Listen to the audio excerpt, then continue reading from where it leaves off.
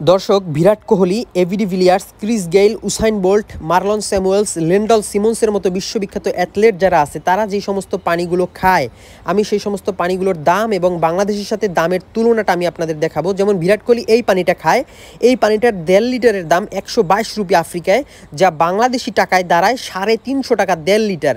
আবার একই পানি দেখেন, এই 1 লিটারের দাম 105 রুপি, যা বাংলাদেশি টাকায় 300 টাকা। একবার চিন্তা করেন যে কত দাম। আর একটা পানি দেখেন, মাত্র 750 ml, এই পানিটা দেখেন 750 ml কাচের বোতল, এর দাম অফারে চলতেছে 148 রুপি, যা বাংলাদেশি টাকার 400 টাকা। 750 ml, একবার চিন্তা করেন।